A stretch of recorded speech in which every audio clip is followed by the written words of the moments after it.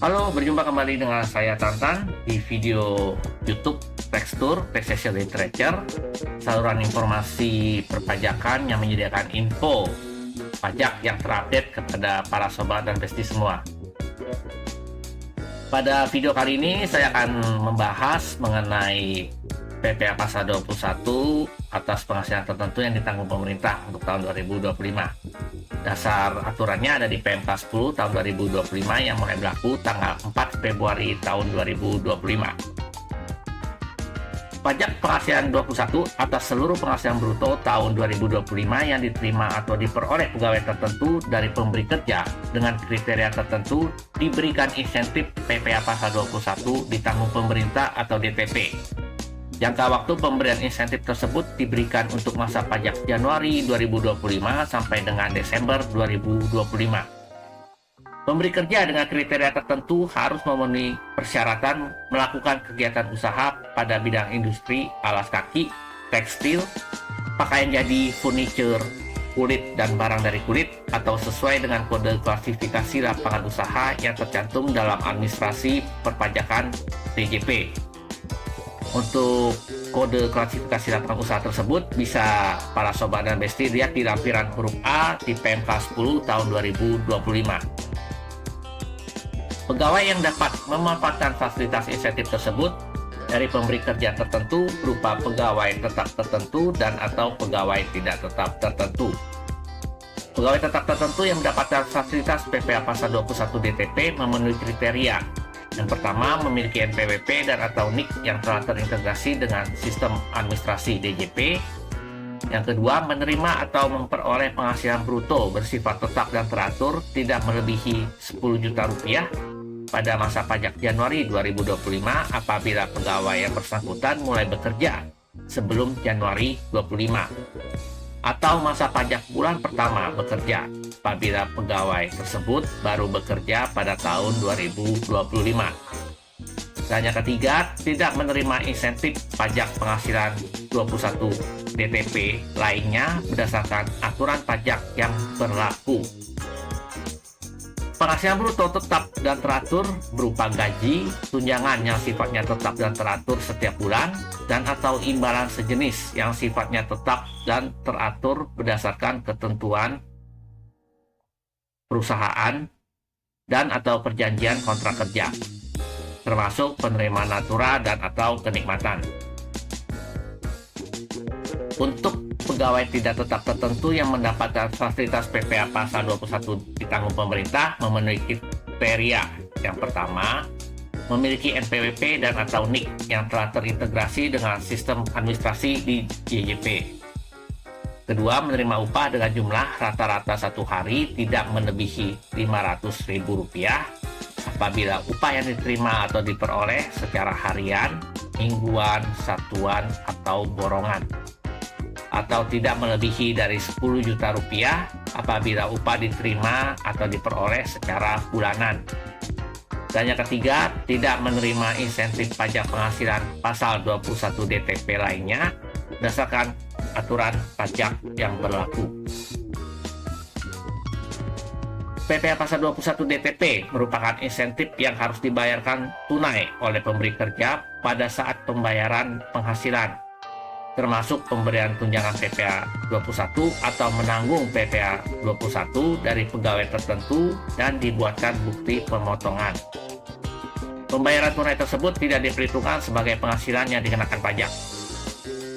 Apabila PPh 21 DTP untuk pegawai tetap tertentu yang telah dipotong dan diberikan insentif dalam tahun kalender bersangkutan lebih besar dari PPh 21 yang terutang untuk 1 tahun pajak, kelebihan tersebut tidak dikembalikan kepada pegawai tetap yang bersangkutan. Dalam hal pemberi kerja dengan kriteria tertentu memanfaatkan insentif PPh 21 DTP menyampaikan surat pemberitahuan masa pajak penghasilan Pasal 21 dan menyatakan kelebihan pembayaran, kelebihan tersebut tidak dapat dikembalikan dan tidak dapat dikompensasikan. Pemberi kerja wajib melaporkan pemanfaatan insentif PPh 21 DTP untuk setiap masa pajak. melalui penyampaian surat pemberitahuan masa pajak penghasilan 21 untuk masa pajak Januari sampai dengan Desember 2025. Pemberi kerja dapat melakukan pembetulan pelaporan pemanfaatan insentif PPh 21 DTP melalui penyampaian pembetulan surat pemberitahuan masa pajak PPh pasal 21. Penyampaian dan pembetulan surat pemberitahuan masa pajak penghasilan pasal 21 untuk masa pajak Januari 2025 sampai Desember 2025 dapat diperlakukan sebagai pelaporan pemanfaatan insentif sepanjang disampaikan paling lambat tanggal 31 Januari 2026. Untuk lebih memudahkannya, kita ilustrasikan dengan contoh soal sebagai berikut. Yang contoh pertama, Bambang bekerja sebagai pegawai tetap di PT Yengki yang bergerak di bidang konveksi, KRU-nya 14111 sejak tahun 2019. Status Bambang adalah kawin dengan satu anak, yaitu K1. Setiap bulan menerima gaji dan tunjangan sebesar 10 juta rupiah. Pada bulan Januari dan Maret 2025, Bambang juga menerima bonus sebesar 5 juta rupiah. Pada awal bulan Oktober 2025, Bambang menerima kenaikan gaji dan tunjangan sebesar 12 juta rupiah setiap bulan. Berdasarkan PP 58 tahun 2023, perhitungan PPh pasal 21 Bambang menggunakan tabel B karena statusnya adalah K1. Penghasilan bruto teratur yang diterima pada bulan Januari 2025 tidak melebihi 10 juta rupiah. Dan kode KRU PT Yengki termasuk di dalam lampiran PMK 10 tahun 2025. Maka Bambang berhak memanfaatkan insentif PPh 21 DTP. Cara perhitungannya sama dengan perhitungan PPh pasal 21 normal atau dengan tarif TER, yaitu kita tentukan dulu total penghasilan bruto setiap bulannya. Apabila kita ambil contoh Januari, Bambang menerima penghasilan 110 juta dan bonus 5 juta, maka total penghasilan brutonya masih dijumlahkan sebesar 15 juta rupiah. Kemudian kita kalikan tarif yang ada di tabel B sesuai dengan besarnya penghasilan bruto. Lalu sama juga di bulan Juni sampai dengan September juga sama cara perhitungannya menggunakan tarif TER. Khusus karena di bulan Oktober sampai Desember Bambang menerima kenaikan gaji sebesar 12 juta rupiah, maka tarifnya kita gunakan tarif yang sesuai dengan penghasilan bruto, tetap menggunakan tabel B. Khusus untuk bulan Desember, PPh pasal 21-nya kita harus menghitung ulang. Langkahnya kita totalkan dulu total penghasilan teratur Januari sampai Desember sebesar 126 juta rupiah. Kemudian kita tambahkan juga total penghasilan tidak teratur selama 1 tahun sebesar 10 juta rupiah.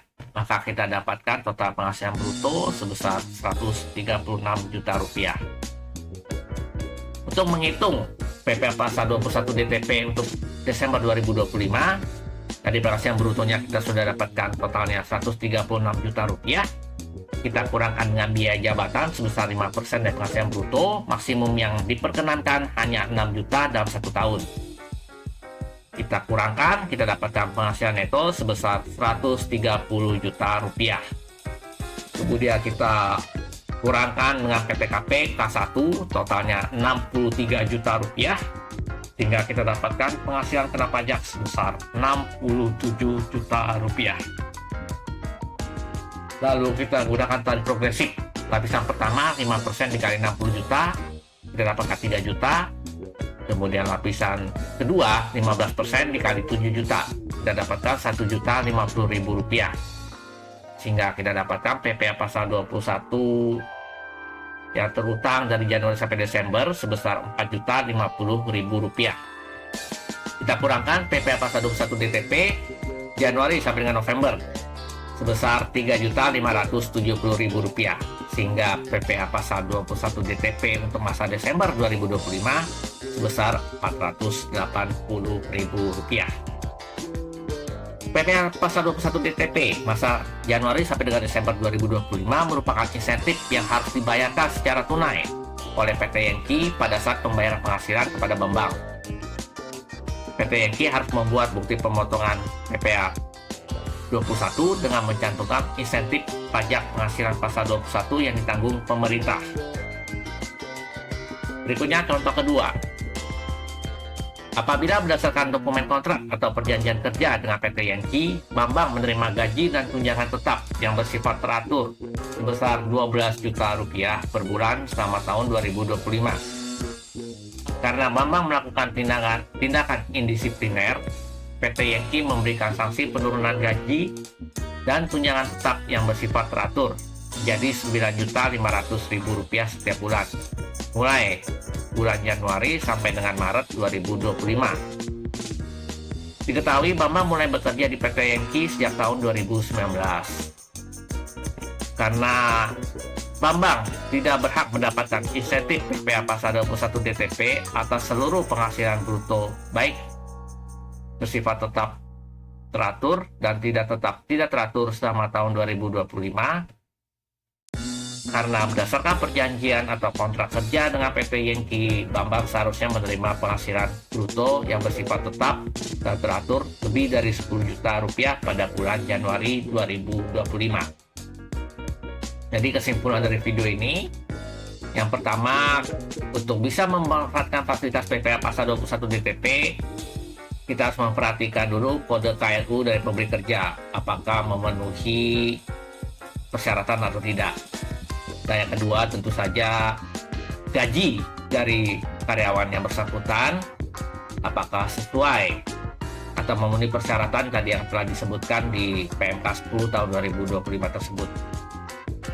Dan yang ketiga, tidak kalah pentingnya juga harus didukung dengan perjanjian atau kontrak kerja dari pemberi kerja pada saat pemberi kerja mempekerjakan karyawan baru.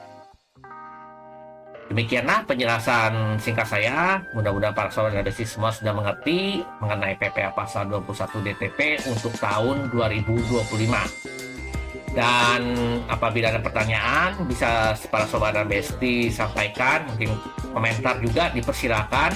Tuliskan saja di kolom komentar atau bisa mengunjungi website kami di www.confiar.com untuk bisa menuliskan juga pertanyaan ataupun komentar melalui email. Sampai jumpa di video saya selanjutnya dan selalu jaga kesehatan. Bye.